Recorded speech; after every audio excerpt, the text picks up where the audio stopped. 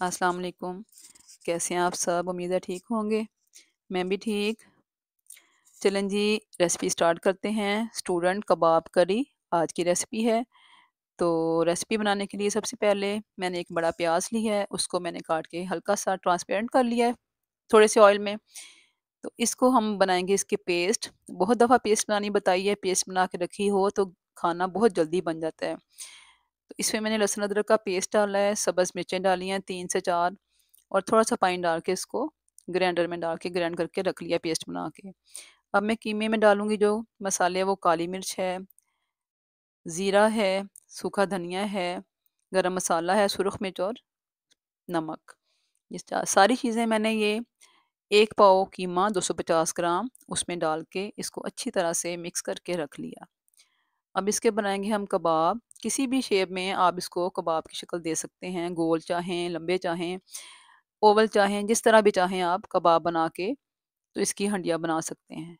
हमने बनानी है हंडिया, आप चाहें तो इसको फ्राई करके चटनी के साथ भी यूज़ कर सकते हैं, फिर भी बहुत मज़ा आता है। ये बहुत झटपट और आसान रेसिपी है, मिनटों में तैयार हो जाती है, इसका कोई काम नहीं है। बस हमने कीमा लेना है, उसमें मसाले मिक्स करने हैं और कबाब की शक्ल देके उनको रख लेना है। प्याज़ का हमने पेस्ट बनाना है और उसकी करी तैयार हो जानी है झटपट। बस यही इसके 2-3 स्टेप हैं। जिस कढ़ाई में हमने प्याज़ फ्राई किया था, उसी में हमने इसको डाल के कबाबों को तो हल्का-सा कलर दे देना है। हल्की आँच नहीं रखनी, आँच हमने तेज़ रखनी है, ताकि कबाब और कीमा जो है ना, वो अपना पानी ना छोड़ दे। हल्की आँच पे हमेशा कीमा हो, गोश्त हो, सब्ज़ी हो, कुछ भी आप पकाएँगे ना, वो पानी छोड़ देगा। तो हमने इसको थोड़ी-सी हाई फ्लेम पे, हाई से थोड़ी-सी कम, मीडियम से थोड़ी-सी ज़्यादा, इस देखें हल्के से कलर आ गया है इसमें, हमने इसको कलर ही देना है बस। और ये फिर थोड़े से ऊपर से हार्ड हो जाएँगे, अंदर से सॉफ्ट होंगे।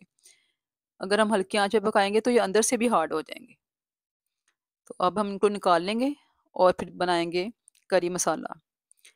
तो उसी ऑयल में, कढ़ाई में हमने डाल लिया गरम मसाला थोड़ा-सा, गरम मसाले को भून लेंगे। गरम मसाला भूनने के बाद, खुशबू आने के बाद हम इसमें प्याज़ वाला पेस्ट ऐड कर देंगे। जो हमने प्याज़ का पेस्ट बनाया था, वो इसमें डाल देंगे और अच्छी तरह से इसकी भुनाई करेंगे। भुनाई आपने मसाले की अच्छी तरह करनी है, तो आपके मसालों का टेस्ट बहुत ही अच्छा निकल के आता है। इसमें अब हम डालेंगे इसके मसाले, बेसिक मसाले हैं, हल्दी है, कुटी मिर्च है, ज़ीरा, सूखा धनिया, नमक और सुरख मिर्च। बहुत ज़्यादा मसाले नहीं जाते और ना मैं बहुत ज़्यादा मसाले डालती हूँ हंडिया में, सिर्फ़ बेसिक मसाले डालती हूँ। ये सब डाल के आपने इसको अच्छी तरह से भून लेना है। भुनाई अपनी अच्छी करनी है कि ये घी छोड़ दे। देखें घी छोड़ रहा है। अब मैं इसमें डालूँगी दही। मैंने इसमें टमाटर का इस्तेमाल नहीं किया। आप चाहें तो कर सकते हैं, उसको भी पेस्ट बना के डाल सकते हैं। मैं इसमें दही डालूँगी।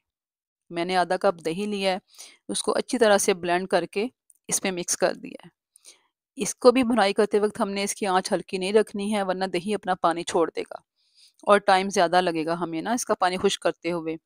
इसलिए हमने इसको तेज़ आँच पे भूनना है और जब ये अच्छी तरह से भुन जाएगा, घी छोड़ देगा, तो फिर हम इसमें डाल देंगे कबाब। बस ये बहुत जल्दी बनने वाली रेसिपी है, बहुत ही जल्दी। ये देखें इसने घी छोड़ दिया, मैं इसमें कबाब ऐड कर दूँगी। कबाब पहले से हमारे हाफ़ डन हुए हैं तकरीबन, तो इसको अब ये टूटेंगे भी नहीं। तो इसको अच्छी तरह से हमने इसमें मिक्स कर लेना है, मसाले ऊपर-नीचे आ जाएँ इसके, तो फिर हम इसमें डाल देंगे 1 कप पानी। 1 कप पानी डाल के तो फिर हम इसको हल्की आँच पे रख देंगे, जितनी हमें ग्रेवी चाहिए हमने उतना पानी डालना है। अपने हिसाब से आपने ग्रेवी बनानी है, जितनी आपको ज़रूरत है। अगर आपने नहीं बनानी तो आप इसी स्टेज पे इसको हल्की आँच पे 5 मिनट दम दे के तो इस्तेमाल कर सकते हैं। अगर आपने थोड़ा इसको पतला करना है तो 1 कप पानी डाल दें। 1 कप पानी डाल के इसको ढक दें, हल्की आँच पे पकाएँ। जब ये ऐसे पक जाएँगे, तैयार हो जाएँगे तो इसमें सब्ज़ मिर्च और धनिया डाल दें। सब्ज़ मिर्च और धनिया डालने के बाद इसको फिर आपने थोड़ी देर के लिए ढकना है, ताकि उसकी खुशबू अच्छी तरह से हंडिया में आ जाए।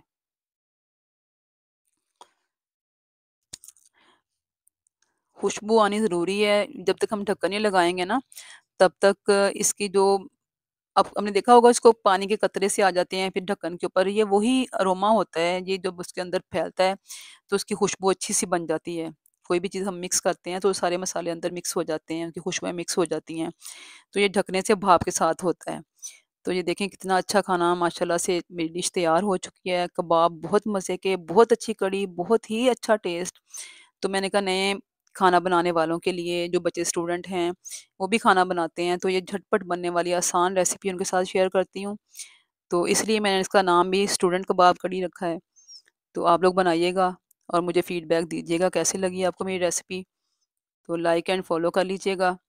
अल्लाह हाफ़िज़।